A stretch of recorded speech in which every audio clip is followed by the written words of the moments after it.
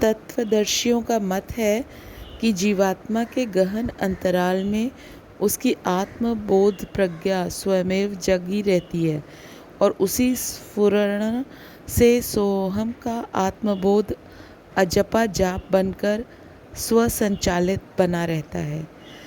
संस्कृत भाषा के स प्लस अहम शब्दों से मिलकर सोहम का आविर्भाव माना जाता है।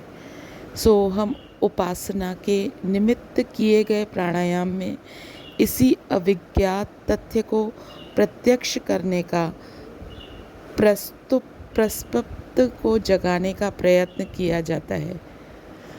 सो अर्थात वह अर्थात परमात्मा, अहम अर्थात जीवात्मा, दोनों का समन्वय सोहम कहलाता है। आत्मा और परमात्मा एक हैं, यह द्वैत सिद्धांत का समर्थन है। त्वत्वमसि अयमात्मा ब्रह्म शिवोहम सच्चिदानंदोहम शुद्धोसी बुद्धोसी निरंजनोसी जैसे वाक्यों में इसी दर्शन का प्रतिपादन है। उनमें जीव और ब्रह्म की तात्विक एकता का प्रतिपादन है। जीव अपने आप को शरीर मान बैठा है, उसी की सुविधा एवं प्रसन्नता की बात सोचता है, उसी के लाभ प्रयत्नों में हमेशा संलग्न रहता है। काया के साथ जुड़े हुए व्यक्ति और पदार्थ ही उसे अपने लगते हैं और उसी सीमित संबंध क्षेत्र तक ममत्व को सीमित करके अन्य सबको पराया समझता रहता है। अपनों के लाभ के लिए परायों को हानि पहुंचाने में उसे संकोच नहीं होता है। यही है माया मग्न भाव बंधनों में जकड़े हुए मोहग्रस्त जीव की स्थिति। इसी में बंधे रहने के कारण उसे स्वार्थ के, व्यर्थ के, अनर्थ के कामों में संलग्न रहना पड़ता है। यही स्थिति प्राणी को अनेकानेक व्याधियों में उलझाती रहे और शोक संताप के गर्त में धकेलती है। इससे बचा और उबरा जाए, इसी समस्या को हल करने के लिए आत्मज्ञान एवं साधना विज्ञान का ढांचा खड़ा किया गया। हंसो इस पुनरावृत्ति क्रम से जप करते रहने पर शीघ्र ही सोहम ऐसा जप होने लगता है। योगवेत्ता इसे जानते हैं। अभ्यास के अनंतर चलते बैठते और सोते समय भी हंस मंत्र का चिंतन, यानी कि सांस लेते समय सो और छोड़ते समय हम का चिंतन अभ्यास परम सिद्धिदायक है। इसे ही हम हंस या हंसो या सोहम मंत्र कहते हैं। जब मन उस हंस तत्व में लीन हो जाता है तो मन के संकल्प विकल्प समाप्त हो जाते हैं और शक्ति रूप, ज्योति रूप, शुद्ध बुद्ध, नित्य निरंतर ब्रह्म का प्रकाश प्रकाशित होता है। प्राणियों की देह में भगवान हंस रूप में अवस्थित हैं। हंस ही परम सत्य है, हंस ही परम बल है। समस्त देवताओं के बीच हंस ही परमेश्वर है, हंस ही परम वाक्य है, हंस ही वेदों का सार है, हंस परम रुद्र है, हंस ही परमात्मा ब्रह्म है। यहाँ पर हंस हम किसी पक्षी को नहीं कह रहे हैं, अपितु हम जो सांस का लेना और उसे छोड़ना है, उससे उत्पन्न ध्वनि और प्रतिध्वनि के ही उस ध्वनि को हंस मंत्र के रूप में या जाप के रूप में बता रहे हैं। जो हृदय में अव्यवस्थित अनाहत ध्वनि सहित प्रकाशवाद चित्तानंद हंस तत्व को जानता है, वो हंस ही कहा जाता है। जो अमृत से अभिसिंचित करते हुए हंस तत्व का जप करता है, उसे सिद्धियों और विभूतियों की प्राप्ति होती है। इस संसार में हंस विद्या के समान और कोई साधना नहीं है। इस महाविद्या को देने वाला ज्ञानी सब प्रकार सेवा करने योग्य है। इस प्रकार हंस स्वच्छंद होकर आकाश में उड़ता है, उसी प्रकार हंस योग का साधक सर्व बंधनों से विमुक्त होता है। ह और स अक्षरों की पृथक पृथक विवेचना भी शास्त्रकारों ने अनेक प्रकार से की है। इन अक्षरों से कई प्रकार के अर्थ निकलते हैं और दोनों के योग से साधक को एक उपयुक्त धारा मिलती है।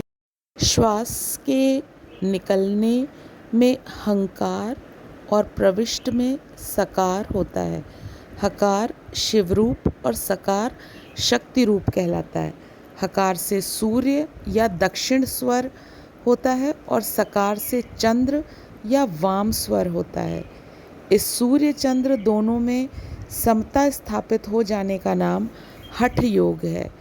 हठ द्वारा सब दोषों की कारणभूत जड़ता का नाश हो जाता है और तब साधक क्षेत्रज्ञ यानी कि परमात्मा से एकता प्राप्त कर लेता है।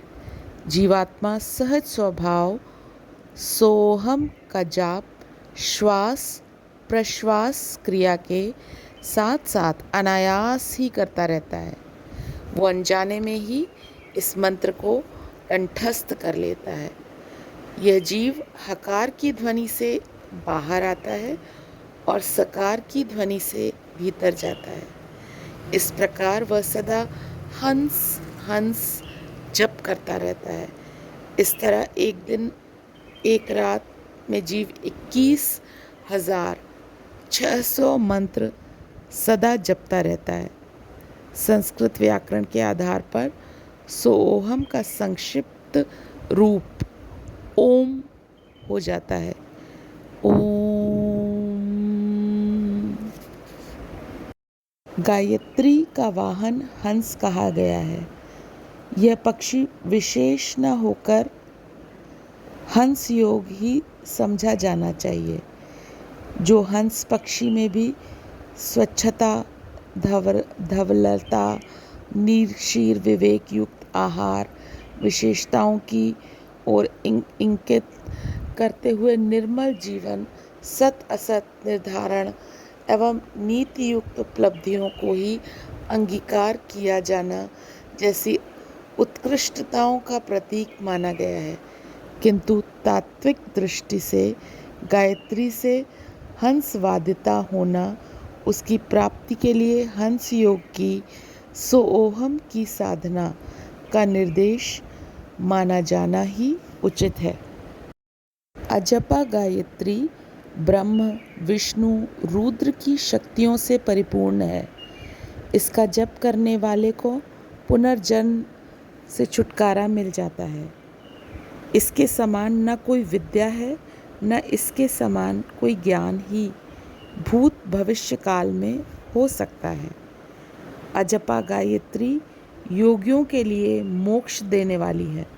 श्वास लेते समय सो ध्वनि का और छोड़ते समय हम ध्वनि का ध्यान के प्रवाह को सूक्ष्म श्रवण शक्ति के सहारे अंतः भूमिका में अनुभव करना, यही है संक्षेप में सोओहम साधना।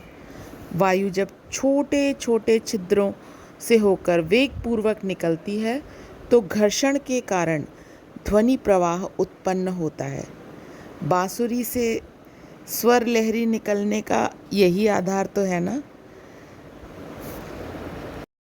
सो का तात्पर्य परमात्मा और हम का जीव चेतना समझा जाना चाहिए। निखिल विश्व ब्रह्मांड में संव्याप्त महाप्राण नासिका द्वारा हमारे शरीर में प्रवेश करता है और अंग प्रत्यंग में जीव कोश तथा नाड़ी तंत्र में प्रवेश करके उसको अपने संपर्क संसर्ग का लाभ प्रदान करता है।